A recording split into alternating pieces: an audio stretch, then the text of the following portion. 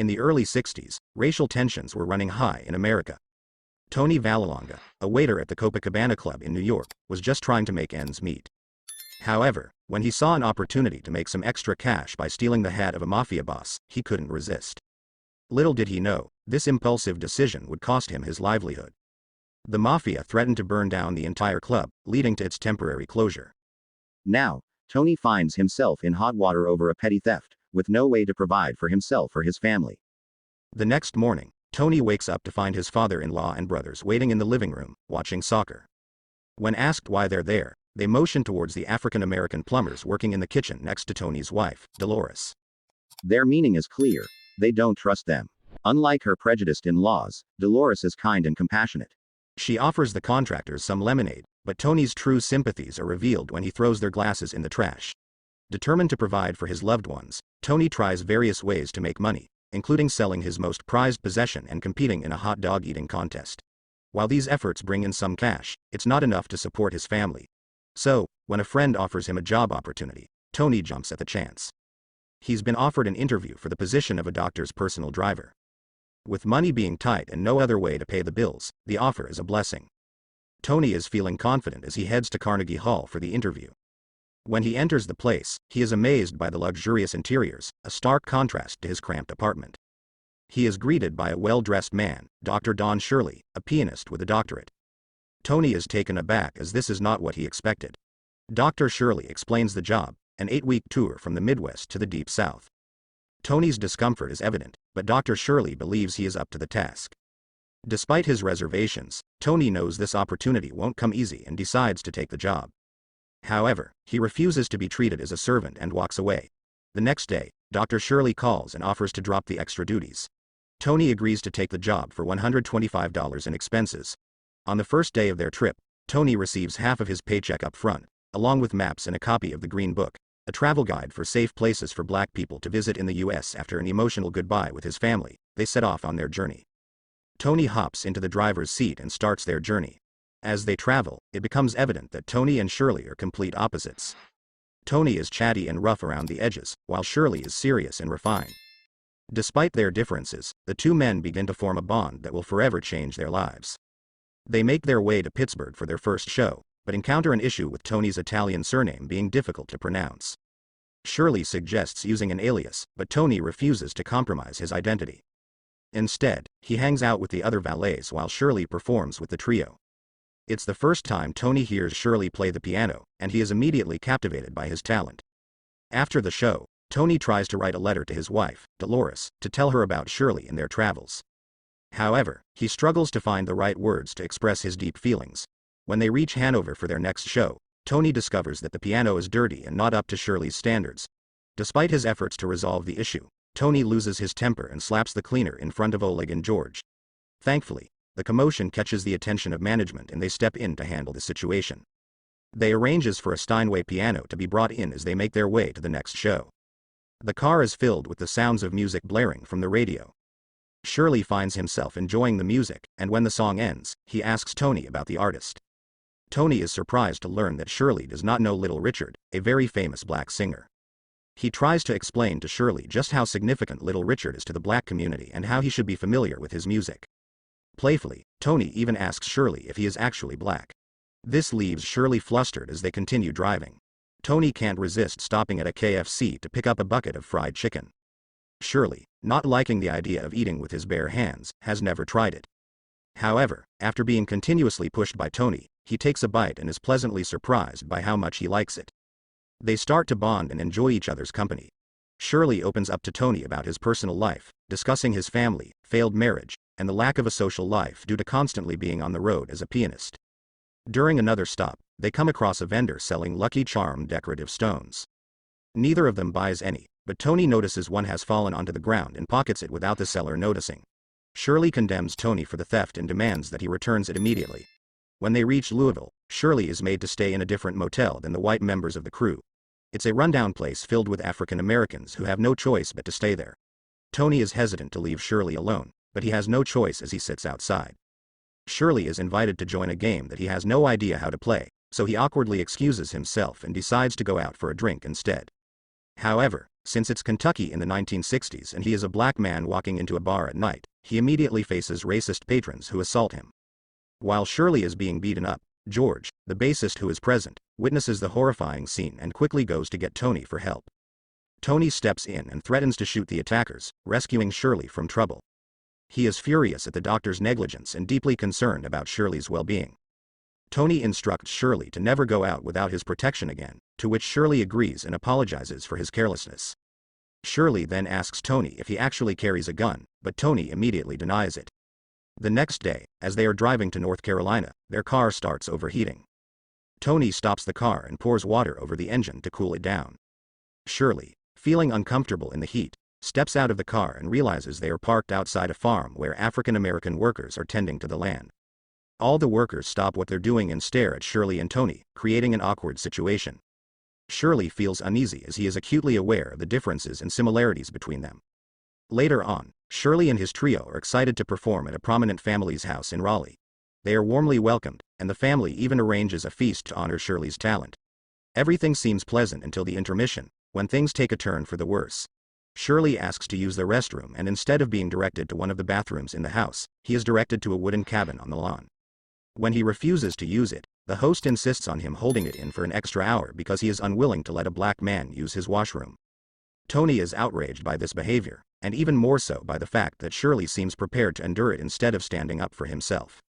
As Tony rants about it to George, Oleg interrupts him and urges him to keep calm, warning that things are only going to get worse at the upcoming concerts. During breakfast, Tony once again starts writing a letter to Dolores, pouring his heart and soul into every word. However, the results remain underwhelming. Seeing the letter, Shirley tries to bite his tongue, but eventually, his desire to help gets the best of him. He dictates the contents of the letter for Tony to write down, trying to capture the meaning behind Tony's original awkward words. With Shirley's help, emotions pour onto the pages, leaving Dolores in tears when she finally gets to read it. The duo arrives in Georgia, and as they walk down a street, Shirley's eyes can't help but be drawn to a shop selling perfectly tailored suits. He's drawn to one in particular and eagerly approaches it, only to be told he's not allowed to try it on. The rejection stings, and Shirley is deeply offended. He channels that anger into his music, though he draws a line at letting it mar his performance. However, the energy still has to go somewhere, leading Shirley to make a rash decision that lands him in hot water. Later that evening, Tony gets a call from the local YMCA. He races over to find Shirley handcuffed and naked in the shower with another man. Homosexuality is just not tolerated. It is a crime. The scandal could ruin Shirley. Despite his issues with race, Tony turns out to be much more understanding. When it comes to sexual orientation, the doctor finds himself in a tight spot as the police threaten to arrest him. However, he cleverly uses his charm, wit, and a little bit of bribery to talk his way out of trouble. Shirley, on the other hand, disapproves of his methods, and the two end up in a heated argument. Despite their differences, they are still bound by a contract and continue their journey together. The next morning, while unloading their bags in Memphis, Tennessee, Tony catches the attention of the local Italian mob. They are surprised to see him working for a person of color and invite him for drinks, even offering him a different job. Tony declines the offer but agrees to meet them for drinks. Later that night, as Tony is leaving his room, he is stopped by a worried Shirley. Shirley offers him a promotion and a pay raise in an attempt to make him stay. However, Tony declines, stating that he is content with his current job and pay. Shirley apologizes for the previous night's argument and the tension between them dissipates. They sit together, sharing a bottle of Cuddy Sark, and talk about Shirley's career as a pianist. Shirley shares stories of his mother teaching him to play the piano and his experiences touring the Florida Panhandle. Despite facing pressure from his record company to perform more popular music due to his skin color, Shirley's love for classical music prevailed. Tony, a big fan of Shirley's work, expresses his admiration for the uniqueness and specialness of his music. Shirley is deeply touched by Tony's kind words and expresses his gratitude. As the weeks go by, Tony continues to rely on Shirley's assistance in composing his letters to Dolores. Dolores, in turn, reads them aloud to her entire family, who are all amazed by the quality of Tony's writing. They can't help but wonder when he became so skilled at expressing his emotions. Despite the oddity of their friendship, Tony and Shirley's bond only grows stronger. They couldn't care less about what others think as time flies by. Finally, the day of their last show in Birmingham arrives, but as they make their way there, a heavy downpour begins. They end up losing their way in the stormy night and are stopped by the police. Upon seeing Shirley, the officer informs them that they have entered a sundown town, where black people are not allowed after dark. The two men are ordered to step out of the car, and the officer, displaying aggression and bigotry, makes a racist joke about Tony's Italian heritage. This infuriates Tony, causing him to lose his temper and knock the cop down with a punch. Consequently, both Tony and Shirley are thrown into jail, with Tony facing charges of assaulting a police officer. Desperate to make it to their show on time, Shirley makes a call he never thought he would have to make. Within minutes, the chief of police answers the phone and, after a brief conversation, orders the immediate release of the two men. Tony is amazed to learn that Shirley had contacted the U.S. Attorney General, who then compelled the state governor to intervene. While Tony is impressed by this turn of events, Shirley is furious that he had to use an important contact for such a trivial matter. He is further upset with Tony for causing a scene, despite having endured a lifetime of discrimination himself. In the midst of their disagreement, Tony tells Shirley that he's actually blacker than him because of Shirley's posh behavior and lack of connection to his own people. Shirley, hurt by this comment, asks Tony to stop the car and steps out into the rain.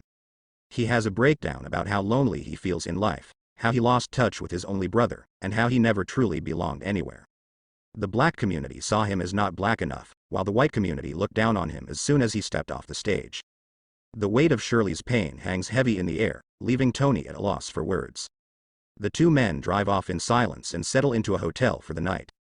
After the difficult evening, Tony feels compelled to write a letter to Dolores, even though he knows he'll be home soon. Seeing this, Shirley offers to help him, only to discover that Tony has learned to express himself through words and doesn't need assistance. Shirley can't help but feel proud of him. The next morning, Tony and Shirley arrive in Birmingham for their final performance. As soon as they step out of the car, Shirley is welcomed like a celebrity by the general manager, Mr. Kindle. Despite being given a dirty storage closet as his dressing room, Shirley remains cordial and eager to play his set. Tony and Shirley agree to meet in the restaurant before the show for a quick bite. Tony is joined by George and Oleg for his meal, and the three share a drink together. It is during this conversation that Oleg reveals the true reason behind the tour. He explains that Shirley was determined to change the mindset of white people and open their hearts to his community. Tony is deeply touched by this revelation and feels a sense of sadness. Shirley heads towards the table for his set. However, he is stopped by the staff and told he cannot dine there. Tony approaches the general manager, requesting an exception, but his request is denied. He is given the option to eat in a storage closet or go to a bar called Orange Bird. Determined to have his dinner with dignity, Tony refuses to perform unless he can dine properly. Mr. Kindle tries to bribe Tony to convince Shirley to perform, but Tony is deeply insulted and confronts Kindle. Shirley asks Tony if he should cancel the concert or walk away, and Tony is proud to see his friend stand his ground. They leave the hotel and go to Orange Bird, where they enjoy a meal among black patrons. Shirley plays the piano, showcasing his talent in classical music for the first time before a white audience. Tony is moved by the performance.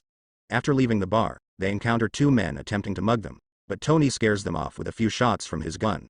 They continue their journey, but the snowstorm makes it difficult for Tony to drive.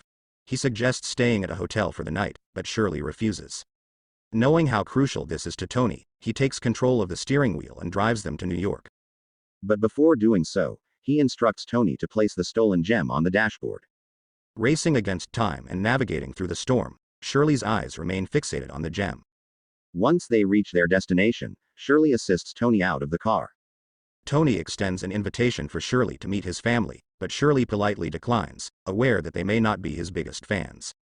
Instead, he heads towards a fully furnished yet empty apartment, standing there all alone on Christmas Eve. Shirley gazes at the gemstone once again and makes a decision. Later, Tony experiences a heartwarming reunion with his family, including his wife Dolores and their children. As they gather around the dinner table, sharing stories from Tony's time away at work, there's a knock on the door. Tony opens it to find unexpected guests, and amidst the excitement, he spots Shirley standing there, overjoyed to see his friend. Tony embraces Shirley tightly and introduces him to his family, who warmly welcome him. Laura, Chris, and Shirley exchange hugs, expressing gratitude and appreciation. Laura thanks Shirley for allowing her to borrow her husband, while Shirley thanks Laura for her assistance with Tony's letters. The two share a smile, acknowledging that everything has changed for the better.